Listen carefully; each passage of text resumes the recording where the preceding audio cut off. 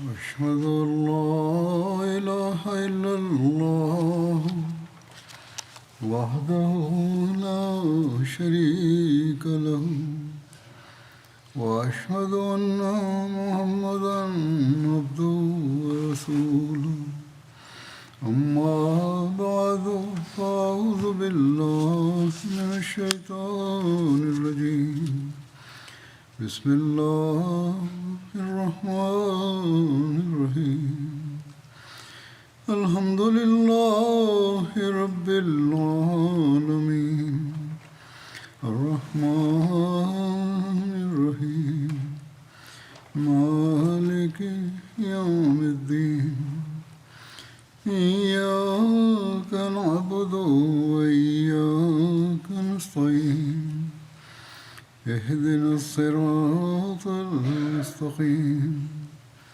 صراط الذين أنعمت عليهم غير المغضوب عليهم ولا الضالين. رمضان سے پہلے حضرت صلی اللہ علیہ وسلم کے غزووں کا ذکر ہو رہا تھا، اور اس حوالے سے میں جنگ احد کے واقعات اور گھٹناؤں کا ورنن کر رہا تھا، جس میں حضرت صلی اللہ علیہ وسلم کی جیونی، آپ کی سیرت کے بارے میں بھی بیان تھا۔ آج بھی اس حوالے سے کچھ بیان کروں گا۔ روایات میں آتا ہے کہ حضرت سعد بن معاذ کی ماں حضرت صلی اللہ علیہ وسلم کے پاس آئیں۔ حضرت صلی اللہ علیہ وسلم گھوڑے پر سوار تھے اور حضرت سعد بن معاذ گھوڑے کی لگام پکڑے ہوئے تھے۔ حضرت سعد نے ان کو دیکھ کر حضرت صلی اللہ علیہ وسلم سے کہا، یا رسول اللہ صلی اللہ علیہ وسلم، یہ میری ماں ہیں۔ آپ صلی اللہ علیہ وسلم نے فرمایا، ان کو خوش آمدید کہو، سواگت کرو ان کا۔ آپ نے ان کی وجہ سے اپنا گھوڑا روک لیا، یہاں تک کہ وہ قریب آ کر حضرت صلی اللہ علیہ وسلم کو دیکھنے لگیں۔ آپ صلی اللہ علیہ وسلم نے ان کے بیٹے حضرت عمرو بن معاذ کی شہادت پر افسوس کیا تو انہوں نے کہا، جب میں نے آپ صلی اللہ علیہ وسلم کو صحیح سلامت دیکھ لیا تو بس اب میری مصیبت اور غم دور ہو گیا۔ حضرت صلی اللہ علیہ وسلم نے سعد سے فرمایا، اے سعد، تمہیں خوشخبری ہو، اور سب شہیدوں کے گھر والوں کو بھی خوشخبری دے دو کہ ان سب کے شہید جنت میں ایک دوسرے کے ساتھی ہیں، اور سب نے اپنے اپنے گھر والوں کے لیے اللہ تعالیٰ سے شفاعت اور سفارش کی ہے۔ یعنی یہ جو شہید تھے انہوں نے اپنے گھر والوں کے لیے بھی سفارش کی ہے اللہ تعالیٰ کے سامنے۔ حضرت سعد نے کہا، یا رسول اللہ صلی اللہ علیہ وسلم، ہم سب راضی اور خدا تعالیٰ کی رضا پر خوش ہیں، اور اس خوشخبری کے بعد بھلا ان پر کون رو سکتا ہے؟ کیا مقام ہے ان کے ایمان اور اللہ تعالیٰ کی رضا پر راضی ہونے کا؟ پھر انہوں نے آپ صلی اللہ علیہ وسلم سے نویدن کیا کہ یا رسول اللہ صلی اللہ علیہ وسلم، سب شہیدوں کے پریوار والوں کے لیے دعا کریں۔ تو آپ صلی اللہ علیہ وسلم نے سب شہید جو احد میں شہید ہوئے تھے ان کے گھر والوں کے لیے دعا کرتے ہوئے فرمایا، اللہم اذہب حزن قلوبہم وجبر مصیبتہم احسن الخلف علی من خلفوا۔ اے اللہ، ان کے دلوں سے غم اور الم کو دور کر دے، ان کی مصیبتوں کو دور کر دے، اور شہیدوں کے جو جانشین ہیں انہیں ان کا بہترین جانشین بنا دے۔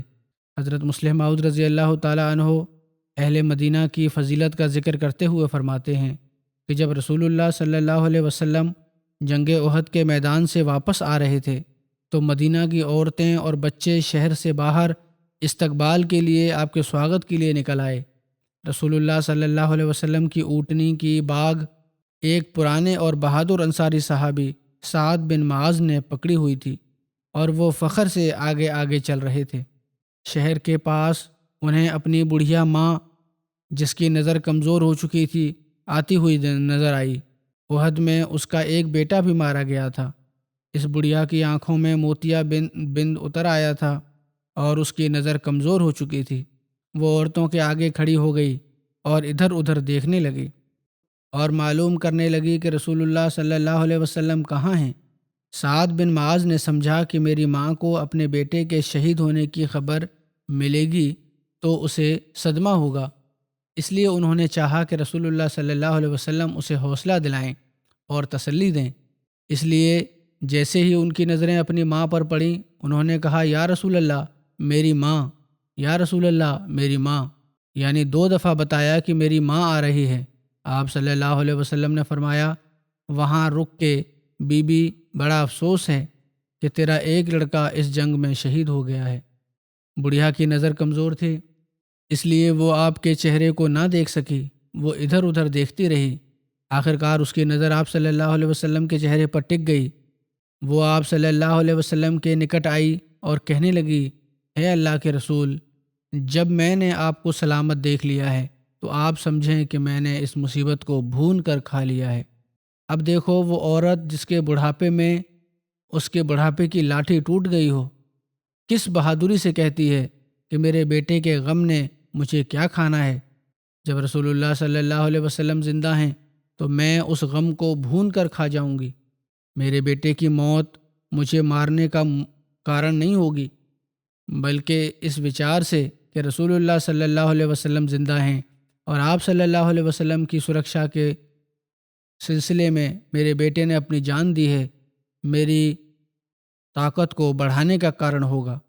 حضرت مسلم موعود رضی اللہ تعالی عنہ نے احمدی عورتوں سے پوچھا، ایک اور واقعہ بیان کرتے ہوئے اسی طرح کا ہے، کیا تمہارے اندر دین کا وہی جذبہ موجود ہے؟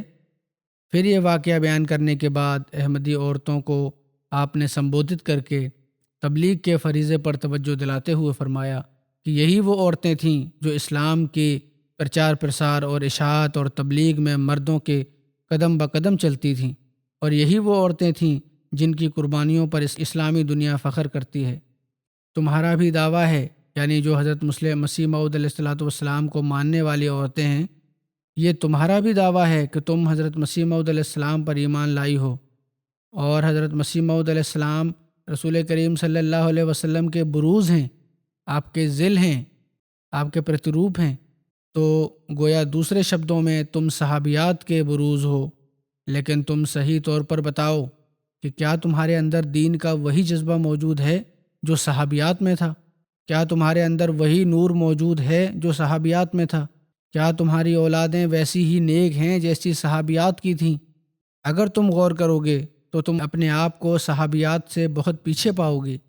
پھر آپ نے فرمایا کہ ان کی قربانیاں جو انہوں نے اپنی جان پر کھیل کر کیں، اللہ تعالیٰ کو ایسی پیاری لگیں کہ اللہ تعالیٰ نے بہت جلد ان کو کامیابی عطا کی، اور دوسری قومیں جس کام کو صدیوں میں نہ کر سکیں ان کو صحابہ اور صحابیات نے چند سالوں کے اندر کر دکھایا۔ بس اگر ترقیاں دیکھنی ہیں تو ہمیں بھی وہی ایمان پیدا کرنا ہوگا، وہی جذبہ پیدا کرنا ہوگا، اور اخلاص اور وفا پیدا کرنی ہوگی۔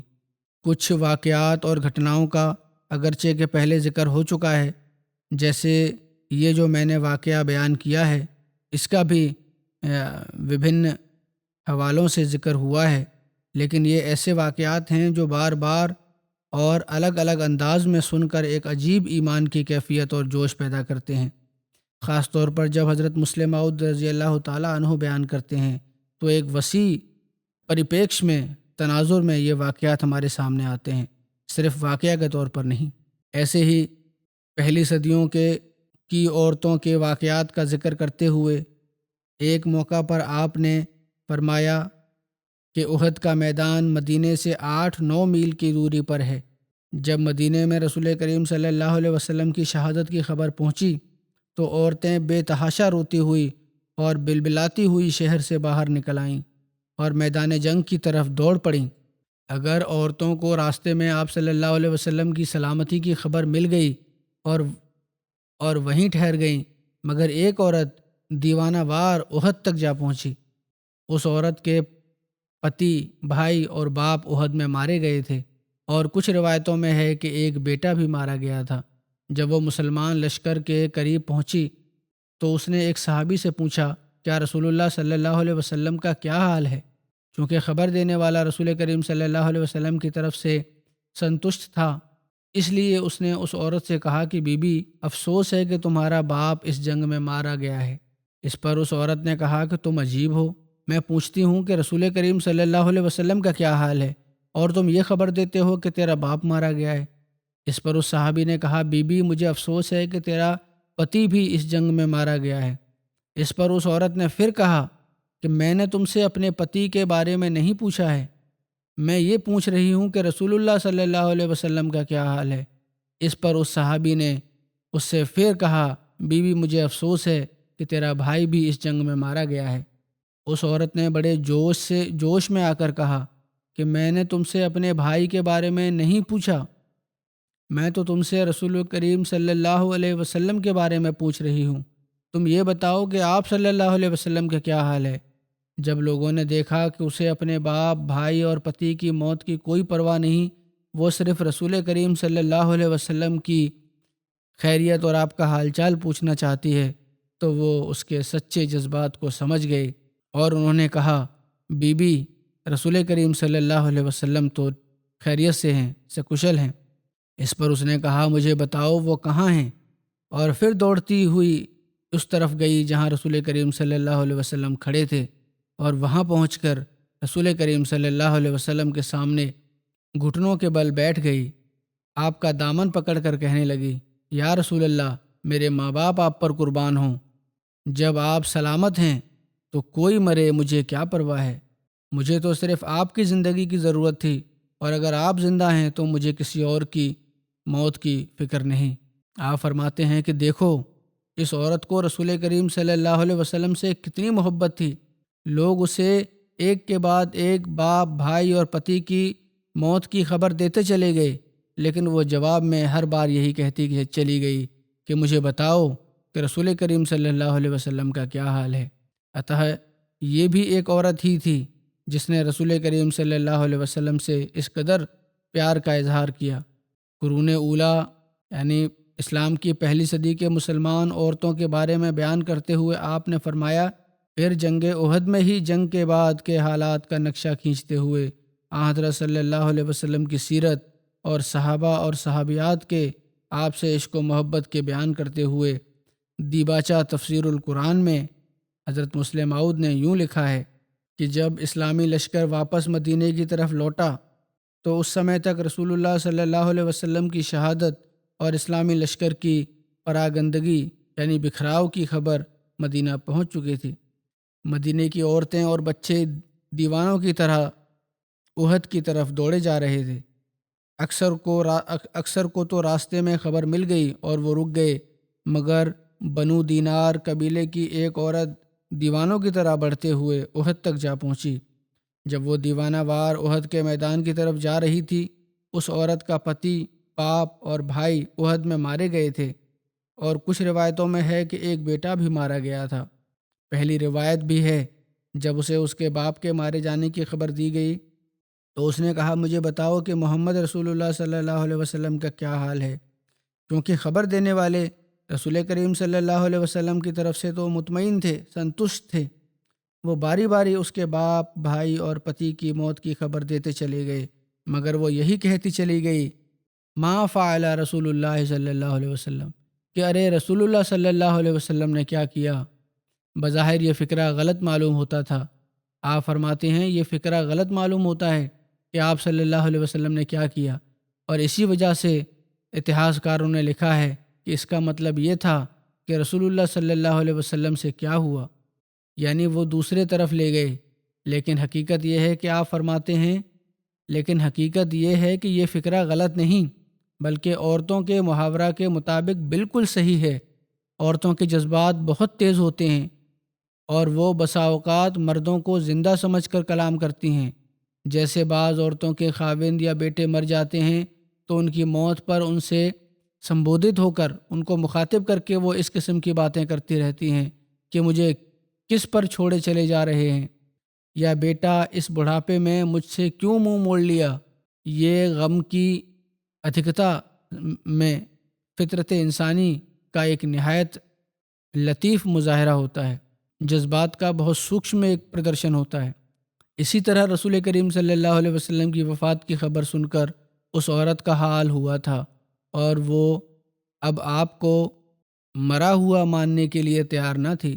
اور دوسرے اس خبر کی تردید بھی نہیں کر سکتی تھی، اس لیے غم کی شدت کی وجہ سے یہ کہتی جاتی تھی کہ ارے رسول اللہ صلی اللہ علیہ وسلم نے یہ کیا کیا، یعنی ایسا وفادار انسان ہم کو یہ صدمہ پہنچانے پر کیوں کر راضی ہو گیا۔ جب لوگوں نے دیکھا کہ اسے اپنے باپ، بھائی اور پتی کی کوئی پرواہ نہیں، تو وہ اس کے سچے جذبات کو سمجھ گئے اور انہوں نے کہا کہ فلانے کی اماں، رسول اللہ صلی اللہ علیہ وسلم تو جس طرح تو چاہتی ہے خدا کے فضل سے بالکل ٹھیک ہیں۔ اس پر اس نے کہا مجھے دکھاؤ وہ کہاں ہیں۔ لوگوں نے کہا کہ آگے چلی جاؤ، تو آگے کھڑے ہوئے ہیں۔ وہ عورت دوڑ کر آپ تک پہنچی، آپ کے دامن کو پکڑ کر بولی یا رسول اللہ، میرے ماں باپ آپ پر قربان ہوں، جب آپ سلامت ہیں تو چاہے کوئی مرے مجھے کچھ پرواہ نہیں۔ آپ فرماتے ہیں دیکھو مردوں نے جنگ میں وہ نمونہ ایمان کا دکھایا اور عورتوں نے یہ نمونہ اخلاص کا دکھایا جس کی مثال میں نے ابھی بیان کی ہے۔ عیسائی دنیا مریم مگدلینی اور اس کی ساتھی عورتوں کی اس بہادری پر خوش ہیں کہ وہ مسیح کی قبر پر صبح کے وقت دشمنوں سے چھپ کر پہنچی تھی۔ میں ان سے کہتا ہوں کہ آؤ اور ذرا میرے محبوب کے مخلصوں اور فدائیوں کو دیکھو کہ کن حالاتوں میں انہوں نے اس کا ساتھ دیا اور کن حالاتوں میں انہوں نے توحید کے جھنڈے کو بلند کیا۔ رسول کریم صلی اللہ علیہ وسلم شہداء کو دفن کر کے مدینہ واپس گئے تو پھر عورتوں اور بچے شہر سے باہر استقبال کے لیے نکل آئے۔ رسول کریم صلی اللہ علیہ وسلم کی اونٹنی کی لگام سعد بن معاذ مدینہ کے رئیس نے پکڑی ہوئی تھی۔ پہلے بھی بیان ہوا ہے یہ واقعہ، اور فخر سے آگے آگے دوڑے جا رہے تھے۔ شاید دنیا کو یہ کہہ رہے تھے کہ دیکھا ہم محمد رسول اللہ صلی اللہ علیہ وسلم کو خیریت سے اپنے گھر واپس لے آئے ہیں۔ یہ اپنا انداز ہے ایک بیان کا۔ شہر کے پاس انہیں اپنی بڑھیا ماں جس کی نظر کمزور ہو چکی تھی آتی ہوئی نظر آئی۔ احد میں اس کا ایک بیٹا عمرو بن معاذ بھی مارا گیا تھا، جس کی تفصیل پہلے بھی بیان کی ہے۔ رسول کریم صلی اللہ علیہ وسلم نے فرمایا مائی مجھے تمہارے بیٹے کی شہادت پر تم سے ہمدردی ہے۔ جب اس کو دیکھا، اس پر نیک عورت نے کہا حضور جب میں نے آپ کو سلامت دیکھ لیا تو سمجھو کہ میں نے مصیبت کو بھون کر کھا لیا۔ مصیبت کو بھون کر کھا لیا کیا عجیب محاورہ ہے، محبت کے کتنے گہرے جذبات پر دلالت کرتا ہے۔ غم انسان کو کھا جاتا ہے۔ وہ عورت جس کے بڑھاپے میں اس کی لاٹھی ٹوٹ گئی ہو کس بہادری سے کہتی ہے کہ میرے بیٹے کے غم نے مجھے کیا کھانا ہے، میں نے خود اسے بھون کر کھا لیا۔ جب محمد رسول اللہ صلی اللہ علیہ وسلم زندہ ہیں تو میں اس غم کو کھا جاؤں گی۔ میرے بیٹے کی موت مجھے مارنے کا کارن نہیں بنے گی، بلکہ یہ خیال کہ رسول اللہ صلی اللہ علیہ وسلم کے لیے اس نے اپنی جان دی میری طاقت کو بڑھانے کا کارن بنے گا۔ یہ جذبہ ہے۔ حضرت مسلم موعود رضی اللہ تعالیٰ عنہ فرماتے ہیں کہ انصار کے حق میں دعا دیتے ہوئے اور اپنے جذبات کا اظہار کرتے ہوئے کہ اے انصار میری جان تم پر فدا ہو، تم کتنا ثواب لے گئے۔ مدینے کے منافقین اور یہودیوں کا طریقہ اور حضرت عمر کے جوش پر جو ان کے رویے کے خلاف تھا، حضرت صلی اللہ علیہ وسلم کا کیا اسوہ تھا۔ لکھا ہے کہ جب رسول اللہ صلی اللہ علیہ وسلم جنگ احد کے بعد مدینے پہنچے تو منافقین اور یہود خوشیاں منانے لگے اور مسلمانوں کو برا بھلا کہنے لگے اور کہنے لگے کہ محمد صلی اللہ علیہ وسلم بادشاہت کے طلبگار ہیں، بادشاہ بننا چاہتے ہیں، اچھک ہیں، نعوذ باللہ من ذالک، اور آج تک کسی نبی نے اتنا نقصان نہیں اٹھایا جتنا انہوں نے اٹھایا ہے۔ خود بھی زخمی ہوئے اور ان کے صحابہ بھی زخمی ہوئے اور کہتے تھے کہ اگر تمہارے وہ لوگ جو قتل ہوئے ہمارے ساتھ رہتے تو کبھی قتل نہ ہوتے۔ حضرت عمر نے رسول اللہ صلی اللہ علیہ وسلم سے منافقین کے قتل کی اجازت چاہی جو اس طرح یہ باتیں کر رہے تھے، یعنی منافقین۔ تو آپ صلی اللہ علیہ وسلم نے فرمایا کیا وہ اس شہادت کا اظہار نہیں کرتے کہ اللہ کے سوا کوئی معبود نہیں، لا الہ الا اللہ نہیں پڑھتے، اور میں اللہ کا رسول ہوں اور محمد رسول اللہ نہیں کہتے؟ کلمہ تو پڑھتے ہیں۔ فرمایا کہ کلمہ تو پڑھتے ہیں نا یہ لوگ، اس پر حضرت عمر نے عرض کیا، کیوں نہیں، یقیناً پڑھتے ہیں یا رسول اللہ۔ یہ تو کہتے ہیں لیکن منافقانہ باتیں بھی کر رہے ہیں اس ساتھ میں۔ حضرت عمر نے کہا، لیکن یہ تلوار کے بھے سے اس طرح کہتے ہیں۔ ساتھ ہی یہ بھی کہا کہ حضرت عمر نے کہ تلوار کے ڈر سے اس طرح کہتے ہیں، یعنی کلمہ پڑھ رہے ہیں یا محمد رسول اللہ کہہ رہے ہیں۔ بس ان کا معاملہ ظاہر ہو گیا ہے، اور اب جب ان کے دل کی بات نکل گئی ہے اور اللہ نے ان کے عرشا اور دویش کو پرکٹ کر دیا ہے، تو پھر ان سے بدلہ لینا چاہیے، ان کو سزا دینی چاہیے۔ آپ صلی اللہ علیہ وسلم نے فرمایا کہ مجھے اس کے قتل سے منع کیا گیا ہے جو اس شہادت کا اظہار کرے، یعنی جو لا الہ الا اللہ محمد رسول اللہ کہے، مجھے اس کے قتل سے منع کیا گیا ہے۔ جس نے یہ کلمہ پڑھ لیا، مجھے ایسے آدمی کے قتل سے منع کیا گیا ہے۔ اور یہ نام نہاد تتھا کتھت علماء کا منہ بند کرنے کے لیے بھی کافی ہے، جو احمدیوں کے بارے میں باوجود اس کے کہ احمدی دل سے یہ کلمہ پڑھتے ہیں اور منافقت کی ہلکی سی بو بھی ہمارے اندر نہیں ہے، یہ لوگ یہ کہتے ہیں، یعنی یہ علماء، یہ کافر ہیں اور ان کا قتل جائز ہے۔ اور بعض شہادتیں اسی طرح کی ہیں۔ یہی علماء ہیں، یہ نام نہاد علماء، جنہوں نے اسلام کو بدنام کیا ہوا ہے۔ احد کے شہیدوں کے جنازے کے پڑھنے کے بارے میں وبھن روایتیں ہیں، انہیں بھی بیان کر چکا ہوں، لیکن یہاں صحیح بخاری کے حوالے سے کچھ ذکر کرنا چاہتا ہوں، جس سے جنگ احد میں شامل ہونے والے صحابہ کرام کے مقام و مرتبہ اور حضرت صلی اللہ علیہ وسلم کی ان کے لیے دعا کا پتہ چلتا ہے۔ حضرت عقبہ بن عامر نے بیان کیا کہ رسول اللہ صلی اللہ علیہ وسلم نے 8 سال بعد احد کے شہیدوں پر نماز جنازہ پڑھی، زندوں اور مردوں کو الوداع کرنے والے کی طرح۔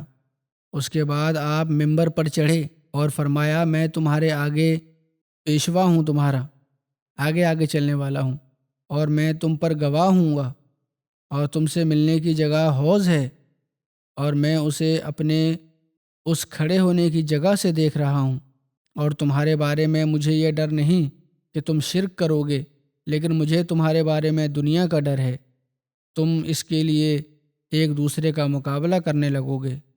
اور بعد کے واقعات نے یہ ثابت بھی کر دیا کہ آپ کا یہ ڈر بھی صحیح تھا، آپ صلی اللہ علیہ وسلم کا۔ حضرت ابن عباس بیان کرتے ہیں کہ رسول اللہ صلی اللہ علیہ وسلم نے فرمایا، جب تمہارے بھائی احد میں شہید ہوئے، اللہ نے ان کی روحوں کو ہرے رنگ کے پرندوں کے پیٹ میں رکھا، اور جنت کی لہروں پر اترتے، اس کے پھل کھاتے، اور عرش کے چھایا میں لٹکی ہوئی سونے کی قندیلوں میں بسیرا کرتے۔ جب انہوں نے اپنی پسند اور مرضی کا کھا لیا اور پی لیا اور اپنی مرضی کا آرام کیا، انہوں نے کہا، ہمارے بھائیوں کو کون پہنچائے گا کہ ہم جنت میں زندہ ہیں اور ہمیں رزق دیا جاتا ہے تاکہ وہ جہاد سے بے رغبتی نہ کریں اور جنگ کے وقت کیلے کانٹے نہ لیں؟ تو سبحان اللہ، اللہ تعالیٰ نے کہا، میں تمہاری طرف سے ان کو پہنچا دیتا ہوں۔ فرمایا، پھر اللہ نے یہ آیت نازل کی، وَلَا تَحْسَبَنَّ الَّذِينَ قَتَلُوا فِي سَبِيلِ اللَّهِ أَمْوَاتٌ، وہ لوگ جو اللہ کی راہ میں مارے گئے ہیں ان کو مردہ نہ سمجھو۔ یہ تو ہر بات پر کبھی کبھی مفسرین لکھنے والے یا کچھ حدیثیں بیان کرنے والے بھی کہہ دیتے ہیں کہ ضروری نہیں کہ یہ آیت اور اس کے نازل ہونے کی وجہ یہی ہو، اس سے پہلے بھی ہر شہید کے بارے میں بدر کے شہیدوں کا بہت بڑا مقام تھا، ان کے بارے میں بھی، بلکہ سورہ بقرہ میں بھی یہ آیت ہے۔ پھر ایک روایت ملتی ہے، حضرت جابر بن عبداللہ بیان کرتے ہیں کہ رسول اللہ صلی اللہ علیہ وسلم نے فرمایا، رسول کریم صلی اللہ علیہ وسلم فرمایا کرتے تھے کہ جب مجھے جنگ احد کے شہید یاد آتے ہیں تو خدا کی قسم مجھے یہ خواہش ہوتی ہے کہ کاش میں بھی اپنے ساتھیوں کے ساتھ پہاڑ کے درے میں ہی رہ گیا ہوتا۔ آپ فرمایا کرتے تھے کہ میں ان کے ساتھ شہید ہو جاتا۔ عبداللہ بن ابی فرو اپنے پتا سے روایت کرتے ہیں کہ رسول اللہ صلی اللہ علیہ وسلم نے احد کے شہیدوں کی قبروں کی زیارت کی تو فرمایا، اللہم ان عبدک و نبیک یشہد ان ہؤلاء شہداء و انہ مناظرہم وسلم علیہم الی یوم القیامت ردو الیہ۔ اے اللہ، بے شک میں تیرا بندہ اور نبی گواہی دیتا ہوں کہ یہ لوگ شہید ہیں، اور جو ان کی زیارت کرے اور قیامت کے دن تک ان پر سلام بھیجے تو وہ اس کا جواب دیں گے۔ رسول اللہ صلی اللہ علیہ وسلم نے جنگ احد کے شہیدوں کے لیے فرمایا، ہاؤلائے اشہد علیہم، یہ وہ لوگ ہیں جن کا میں گواہ ہوں۔ حضرت ابوبکر صدیق رضی اللہ تعالیٰ عنہ نے نویدن کیا کہ یا رسول اللہ صلی اللہ علیہ وسلم، کیا ہم ان کے بھائی نہیں ہیں؟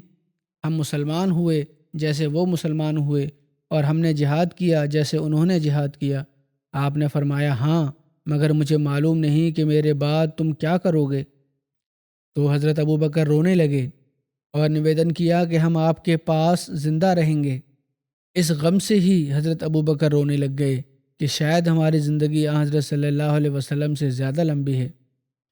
عباد بن ابی صالح سے مروی ہے کہ رسول اللہ صلی اللہ علیہ وسلم ہر سال کے شروع میں احد کے شہیدوں کی قبروں کی زیارت کے لیے جاتے تھے تو آپ فرماتے، سلام علیکم بما صبرتم فنعم عقبی الدار، سلامتی ہو تم پر اس وجہ سے جو تم نے صبر کیا، بس کیا ہی اچھا ہے گھر کا انجام، یعنی آخرت کا جو تمہارا انجام ہوا ہے۔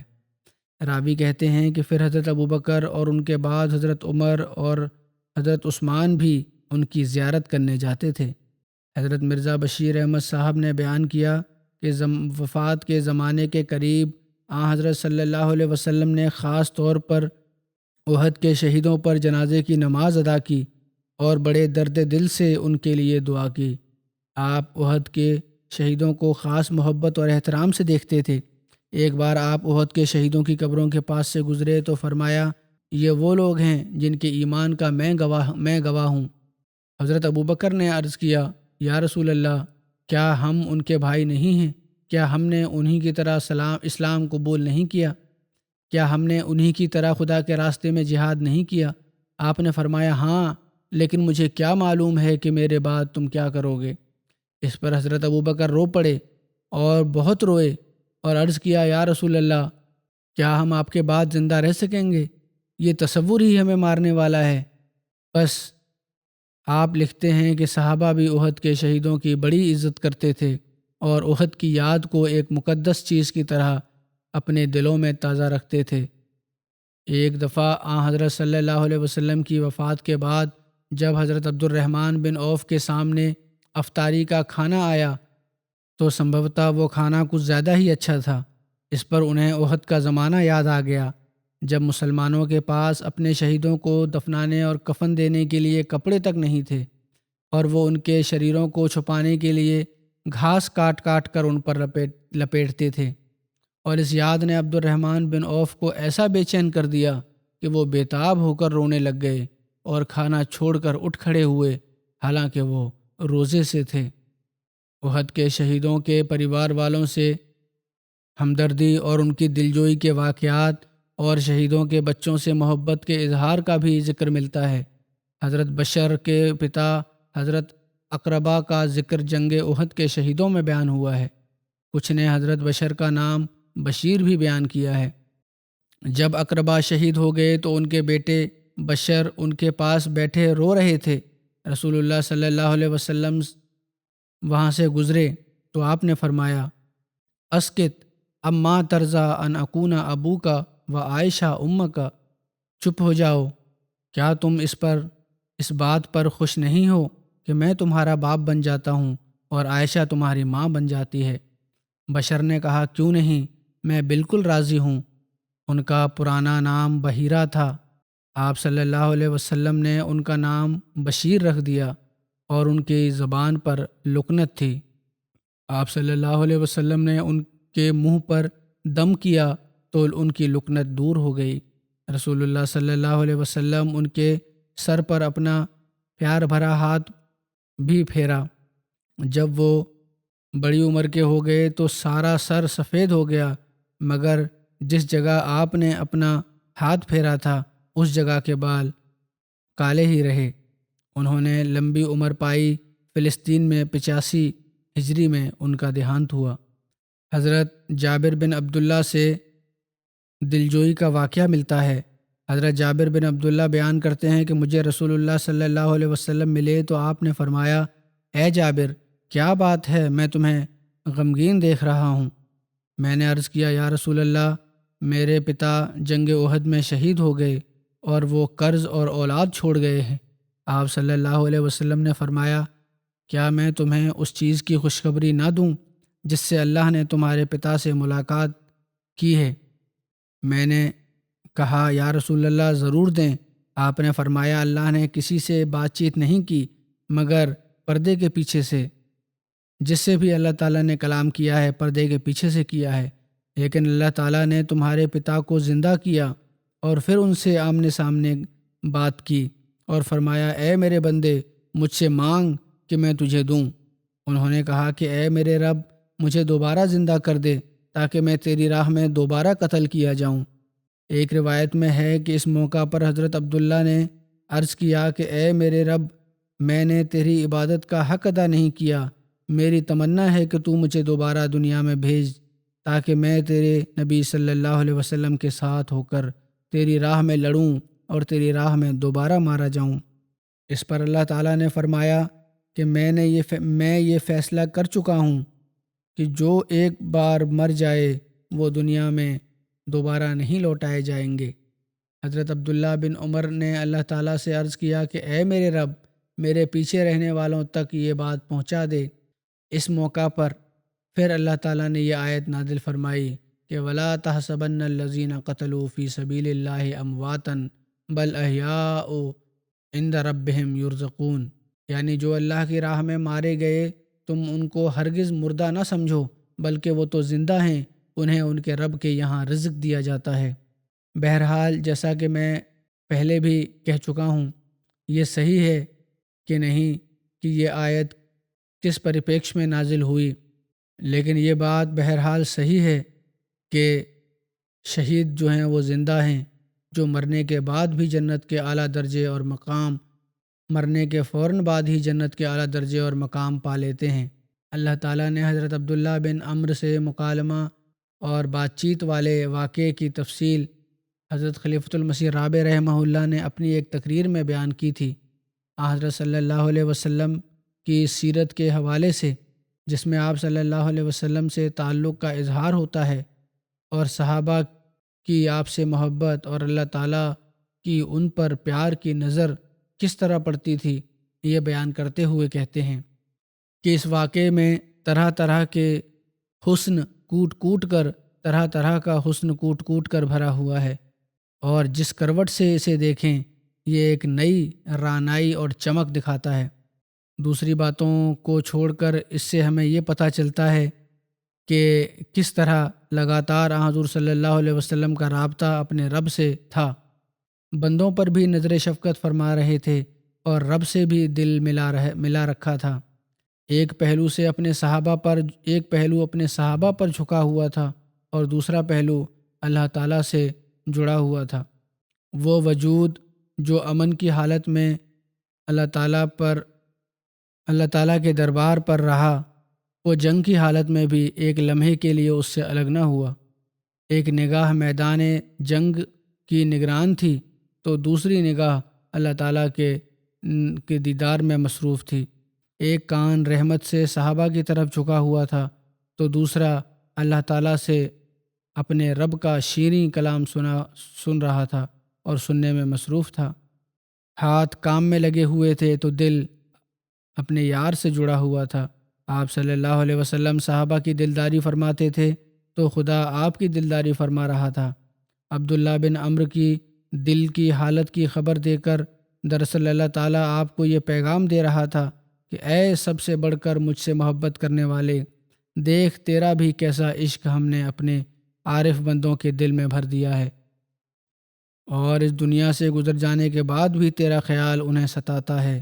وہیں انہوں نے یہ مانگ کی تھی کہ میں حضرت صلی اللہ علیہ وسلم کے ساتھ جا کے دوبارہ لڑوں دشمن کے خلاف، ستاتا ہے ان کو، اور تجھے میدان جنگ میں تنہا چھوڑ کر چلے جانے پر وہ کس درجہ پریشان ہیں۔ تیرے مقابل پر انہیں جنت میں بھی جنت کا بھی لالچ نہیں رہا۔ ان کی جنت تو بس یہی ہے کہ تیز تلواروں سے بار بار کاٹے جائیں، مگر تیرے ساتھ رہیں، پھر تیرے ساتھ رہیں، پھر تیرے ساتھ رہیں۔ باقی انشاءاللہ تعالی آئندہ بیان کروں گا۔ فلسطین اور دنیا کے حالات کے لیے بھی دعائیں جاری رکھیں۔ حالات برے سے برے ہوتے چلے جا رہے ہیں۔ ڈر ہے کہ ایران پر بھی حملہ اور پھر جنگ وسیع اور زیادہ پھیل جائے۔ اللہ تعالیٰ رحم فرمائے۔ یمن میں کچھ اسیران کی رہائی ہوئی ہے، یہ خبر آئی ہے، بلکہ اکثریت کی رہائی ہو گئی ہے کل ہی۔ باقی جو کچھ ایک رہ گئے ہیں ان کی رہائی کے لیے بھی دعا کریں۔ اللہ تعالیٰ حکومت کے دل ان کی طرف سے صاف کر دے، خاص طور پر جو ایک مہیلا صدر لجنہ ہیں وہ قید میں ہیں، ان کی جلد رہائی کے سامان اللہ تعالیٰ فرمائے۔ نماز کے بعد میں 2 جنازے غائب بھی پڑھاؤں گا۔ پہلا اس میں سے ذکر جو جنازے کا ہے ان کا تھوڑا سا ذکر کر دوں۔ یہ مکرم مصطفیٰ احمد خان صاحب جو حضرت نواب عبداللہ خان صاحب اور حضرت نواب امت الحفیظ بیگم صاحبہ کے بیٹے تھے۔ پچھلے دنوں ان کا دیہانت ہوا، انا للہ و انا الیہ راجعون۔ آپ حضرت مسیح موعود علیہ الصلوۃ والسلام کے سب سے چھوٹے نواسے تھے۔ سب سے چھوٹی بیٹی امت الحفیظ بیگم صاحبہ کے بیٹے تھے، سب سے چھوٹے بیٹے تھے۔ اس طرح آپ حضرت مسیح موعود علیہ الصلوۃ والسلام کے سب سے چھوٹے نواسے تھے۔ اللہ تعالیٰ کے فضل سے موسی تھے۔ 1966 میں سوئی ناردرن گیس کمپنی میں بطور سینئر جنرل مینیجر ملازمت شروع کی، اور اس کے بعد پھر ریٹائرمنٹ کے بعد بھی دوبارہ اس کمپنی کے ڈائریکٹر بن گئے۔ سن 74 میں حالات خراب ہوئے تو کمپنی نے آپ کو بالکل ایک طرف کر دیا، اور جو اچھا صحیح کام تھا وہ نہیں دیتے تھے۔ اس پر انہوں نے حضرت خلیفۃ المسیح ثالث رحمہ اللہ سے مشورہ کیا تو انہوں نے فرمایا کہ حالات درست ہو جائیں گے، فکر نہ کرو، اور تم نے ادھر ہی رہنا ہے۔ اور پھر بعد میں اللہ تعالیٰ نے فضل فرمایا اور ان کے حق میں پھر حالات اچھے ہو گئے۔ بڑا غریبوں کا خیال رکھنے والے تھے، رشتے نبھانے والے تھے۔ ان کی پتنی نے لکھا ہے 2 ہی شادیاں تھیں، پہلی شادی ان کی ہوئی، ان کی پتنی کی وفات ہو گئی، تو دوسری شادی پھر انہوں نے ان کی چھوٹی بہن سے جو پہلے ان کے بھی بچے تھے، ان بچوں کو بھی انہوں نے اپنے بچوں کی طرح رکھا، اور اپنی بہنوں کی تحریک پر یہ دوسری شادی انہوں نے کی، اور پھر خوب نبھایا دوسری شادی کو بھی۔ ان کی دوسری پتنی لکھتی ہیں، یہ دوسری پتنی بھی پہلی بیوی کی چھوٹی بہن ہی تھیں اور پہلے شادی شدہ تھیں۔ ان کے 2 بچے بیٹیاں بھی تھیں جیسا کہ میں نے کہا، پھر طلاق ہو گئی، پھر کافی دیر بچیوں کو خود پالا، لیکن بہرحال پھر شادی ان سے ہوئی۔ وہ لکھتی ہیں کہ غیر مسلموں سے بھی حسن سلوک بہت کرتے تھے۔ ایک ہندو بچہ تھا سندھ میں، ان کی تعلیم کا خرچ اٹھایا اور اسے پڑھایا لکھایا، اور یہاں تک پڑھایا کہ وہ اسسٹنٹ کمشنر بن گیا، اور ہمیشہ یہی کہتا تھا کہ مجھے یہ مصطفیٰ خان صاحب کی وجہ سے یہ مقام ملا ہے۔ بہرحال وہ تو اللہ کا فضل تھا۔ بہت غریب پرور تھے۔ اپنے ماتا پتا کے نام سے ناصر آباد فارم میں ایک ٹرسٹ بھی بنایا تھا جو ان کے پتا کی طرف سے وراثت ملا تھا۔ زمینوں کے ساتھ ہی کلینک بنایا ہوا تھا، اور باقاعدگی سے فری میڈیکل کیمپ بھی وہاں منعقد ہوتے تھے۔ ڈاکٹر عبد المنان شہید صاحب بھی اس میڈیکل کیمپ میں جایا کرتے تھے۔ کلینک کے لیے کبھی کسی سے مطالبہ نہیں کیا باہر سے، اپنے خرچوں میں سے ہی خرچ پورا کرتے تھے اس کا۔ مہمان نوازی بھی بہت تھی ان میں۔ ان کے پتا نواب عبداللہ خان صاحب بھی بہت مہمان نواز تھے، اور ان کی طرف بچوں سے بہت پیار کا رشتہ تھا۔ ہر رشتہ بہت اچھی طرح نبھایا۔ ان کی دوسری پتنی نے لکھا ہے کہ ان کے بچوں بیٹیوں کو بھی اپنی بیٹیوں کی طرح ان کا خیال رکھا۔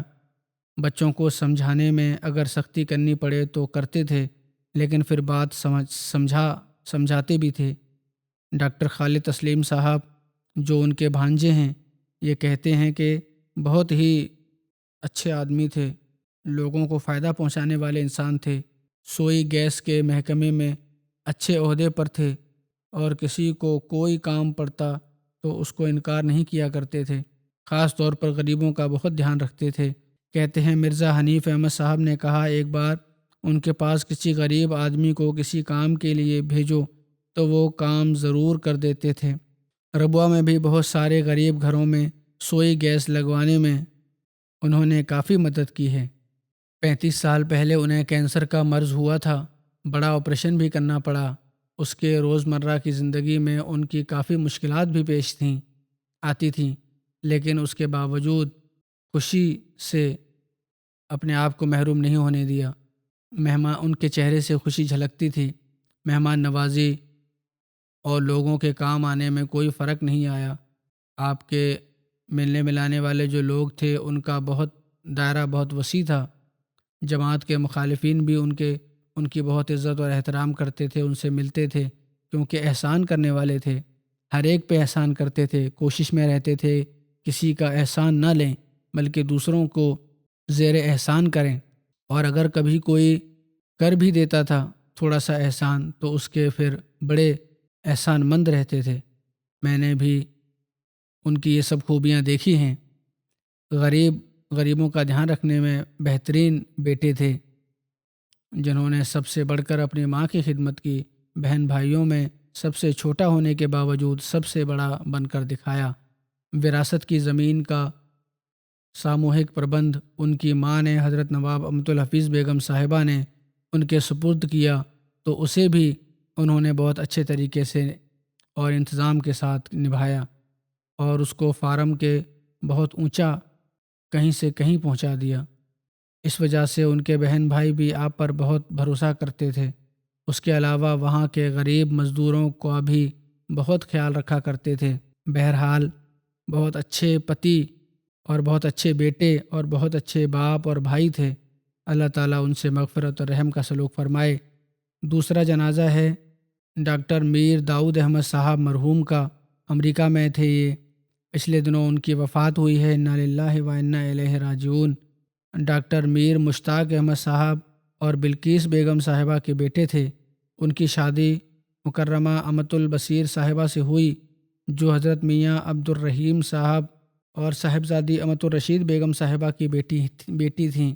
حضرت صاحبزادی امت الرشید بیگم حضرت مسلم موعود کی بیٹی تھیں۔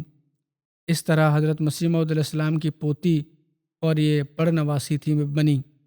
حضرت حکیم مولوی نور الدین صاحب خلیفۃ المسیح اول کی صاحبزادی امت الرشید صاحبہ حضرت خلیفۃ المسیح اول کی نواسی تھیں۔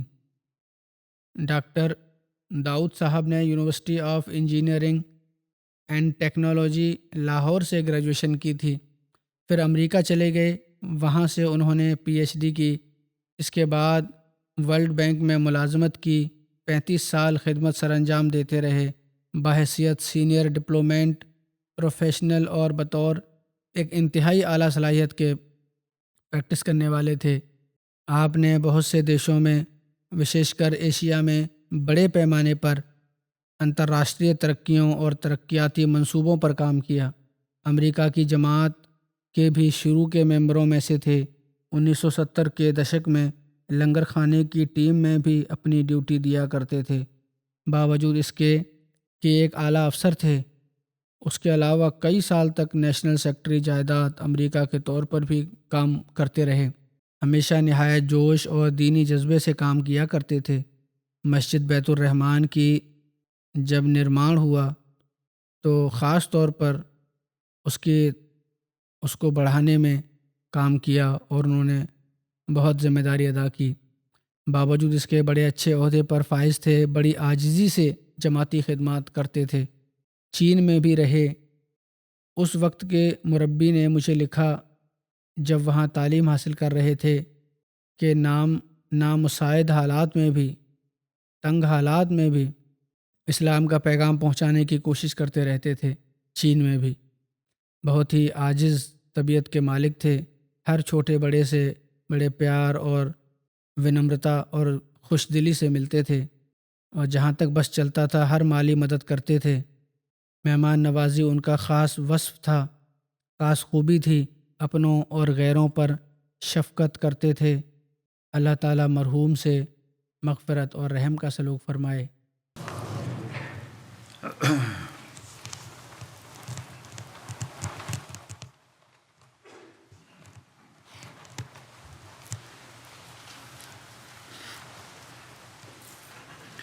الحمد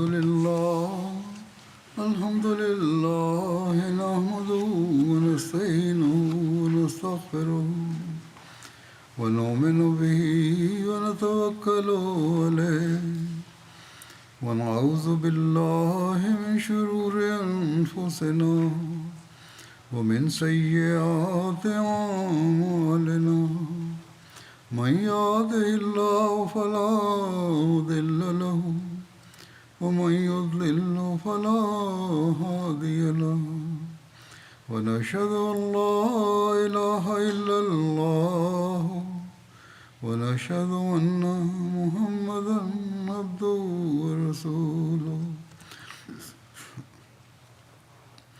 عباد الله رحمكم الله إن الله يأمر بالعدل والإحسان وإيتاء ذي القربى وينهى عن الفحشاء والمنكر والبغي يعظكم لعلكم تذكرون اذكروا الله يذكركم وادعوه يستجب لكم ولذكر الله أكبر.